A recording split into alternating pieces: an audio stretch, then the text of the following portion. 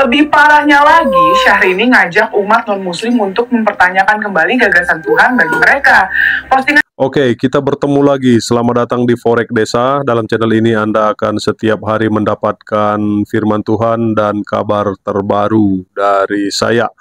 Baru-baru ini netizen dikagetkan dengan postingan Syahrini ya. Dia mengomentari agama Kristen. Dalam postingannya dia berkata seperti ini. Bagaimanapun di dalam kitab suci, Yesus lahir, makan, tidur, berdoa, dan punya keterbatasan pengetahuan. Sementara Islam mengajarkan bahwa Tuhan selalu sempurna. Umat Kristen harus menanyakan kembali gagasan tentang Tuhan. Ungkap Syahrini dalam unggahannya ya.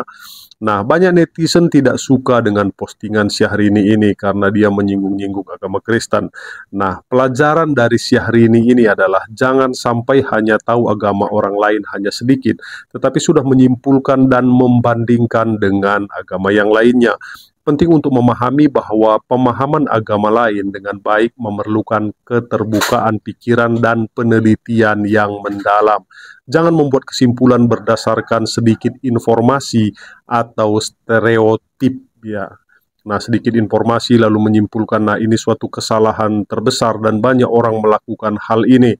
Nggak mungkin kita mengetahui agama Kristen hanya sedikit, sementara agama kita tahu banyak dan kita membandingkannya. Tentu itu bukanlah suatu perbandingan yang baik. Kalau kita berbicara tentang Yesus, ya pelajarilah Yesus secara menyeluruh di dalam Alkitab. Nah, apa kata Alkitab tentang Yesus? Nah, itu secara menyeluruh beberkan faktanya, bukan hanya dia makan dan minum.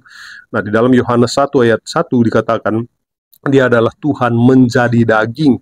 Nah, itu kenapa nggak diungkit ya? Apakah Tuhan tidak bisa menjadi daging ya? Dia Tuhan, dia bisa menjadi apa aja ya.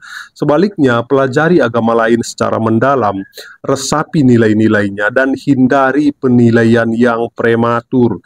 Hanya dengan pemahaman yang mendalam, kita dapat menghargai keberagaman dan membangun dialog yang konstruktif di antara umat beragama.